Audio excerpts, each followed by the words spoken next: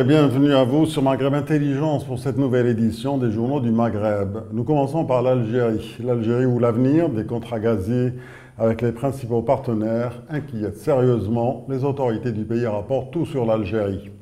Les revenus en devises de l'Algérie proviennent à 50% du pétrole et à 50% du gaz. Le durcissement de la concurrence sur le marché gazier pourrait venir compliquer le renouvellement de plusieurs accords algériens à long terme avec les pays de l'Union européenne. La plupart des contrats, comme ceux avec la France et l'Italie, arrivent à échéance entre 2018 et 2019, explique tout sur l'Algérie. Le nombre de harragas algériens a doublé en 2017, révèle Liberté.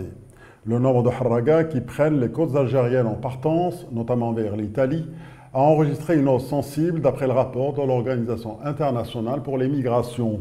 C'est une moyenne mensuelle de 50 embarcations qui sont empêchées au large algérien, croit savoir Liberté.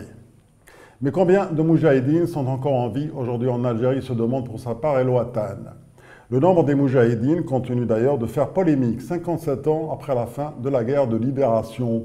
Si le ministre des moudjahidines a refusé de donner le nombre exact, Saïd Abadou, un des caciques du régime, a précisé que le nombre des moudjahidines inscrits, encartés et qui paient leurs cotisations est de 200 000, affirme El Watan. Le Soir d'Algérie s'interroge pour sa part si le secrétaire général du FLN, Jamel Ould Abbas, a été rappelé à l'ordre après ses récentes déclarations. Lors d'un meeting à Bouira, il s'est offert une véritable mise au point à ses déclarations controversées concernant le futur président et son identité qu'il prétend connaître et de son appartenance même au FLN, souligne Le Soir d'Algérie.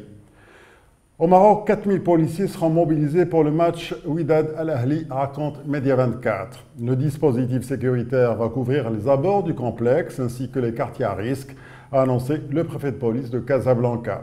12 points de contrôle seront déployés au niveau de tous les accès du complexe afin d'interdire l'accès aux mineurs et aux personnes ne disposant pas de tickets pour assurer la saisie de produits illicites et de brochures indésirables ainsi que l'encadrement des supporters.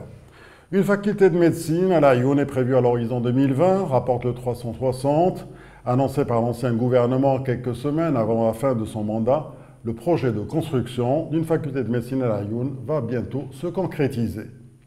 Le ministère de l'Équipement, en sa qualité de maître d'ouvrage délégué du ministère de l'Éducation nationale, vient de lancer un concours architectural pour la construction de cet établissement avec un budget prévisionnel de plus de 150 millions de dirhams, précise le 360.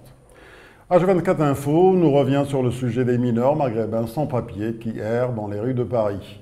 Alors qu'ils avaient disparu de la circulation, de jeunes mineurs, majoritairement marocains, ont fait le retour dans le quartier de la Goutte d'Or à Paris. Une situation inquiétante pour ces enfants livrés à eux-mêmes, affirme H24 Info. En Tunisie, le président de la République, Béji Caïd Sebsi, appelle à accélérer l'examen du projet de loi sur la protection des forces armées, écrit Capitalis.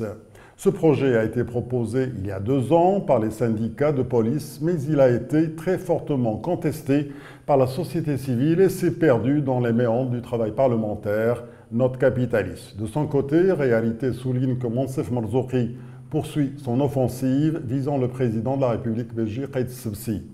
Vous m'avez joué un sale tour, je vous ai laissé le pouvoir sur la base d'un ensemble de consensus, notamment en ce qui concerne la protection des droits par la Constitution, a lancé Marzouki à l'adresse de Sebsi, raconte Réalité.